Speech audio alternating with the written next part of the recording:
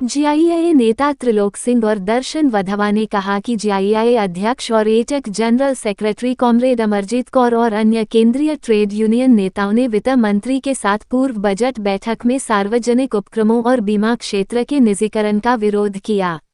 ये जानकारी देते हुए संवाददाता से बातचीत में कहा कि देश के करोड़ों श्रमिक वर्ग का प्रतिनिधित्व करने वाले केंद्रीय ट्रेड यूनियनों और स्वतंत्र महासंघों ने भारत सरकार की माननीय वित्त मंत्री श्रीमती निर्मला सीतारमण को ज्ञापन सौंपकर देश के श्रमिक वर्ग के विभिन्न ज्वलंत मुद्दों पर प्रकाश डाला और बजट 2025-2026 के लिए सार्थक सुझाव दिए। General insurance employees all India association भी देश के स्वतंत्र महासंघों का एक महत्वपूर्ण हिस्सा है। केंद्रीय ट्रेड यूनियनों और महासंघों ने सार्वजनिक उपक्रमों और सरकारी क्षेत्र के निजीकरण का जोरदार विरोध किया और कहा कि कठोर श्रम संहिताओं को निरस्त किया जाना चाहिए। उन्होंने कहा कि सार्वजनिक क्षेत्र के बैंकों की लूट और गड़बड़ी तथा बीमा क्षेत्र का निजीकरण रोका जाना चाहिए।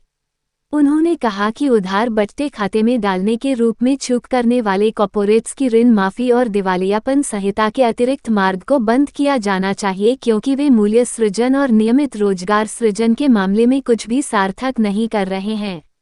उन्होंने कहा कि बैंक ऋणों की अदायगी में चूक को वैधानिक बना दिया गया है, बल्कि सार्वजनिक क्षेत्र के बैंकों को अतिरिक्त स्थायी जनशक्ति के साथ मजबूत किया जाना चाहिए तथा देश के सुदूर क्षेत्रों में उनकी शाखा नेटवर्क को व्यापक बनाया जाना चाहिए।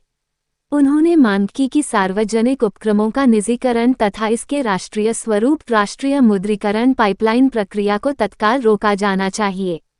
उन्होंने एलआईसी, जीआईसी तथा सार्वजनिक क्षेत्र की सामान्य बीमा कंपनियों का एलआईसी, आईपीओ जैसे विभिन्न कदमों के माध्यम से निजीकरण रोकने की पुरजोर मांग की तथा बीमा क्षेत्र में 100% एफडीआई की अनुमति देने वाले विधेयक को वापस लेने की मांग की, जो आम लोगों तथा राष्ट्र के व्यापक हित के लिए हानिकारक है। उन्होंने चावल की कीमतों का विरोध किया तथा खाद्य, पोषक तत्व, स्वास्थ्य, शिक्षा तथा बीमा जैसे सामाजिक एवं सेवा क्षेत्रों का निजीकरण रोकने की बात कही।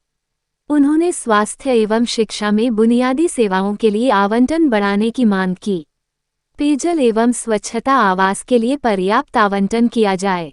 उन्होंने कहा कि SC/ST उपयोजना तथा जेंडर बजटिंग के लिए बजट आवंटन बढ़ाया जाना चाहिए। उन्होंने रेलवे में वरिष्ठ नागरिकों तथा दिव्यांगों के लिए रियायत बहाल करने की मांग की। अगर आपको हमारी वीडियो पसंद आई तो हमारे चैनल को लाइक, कमेंट और सब्सक्राइब करना ना भूलें। Thank you.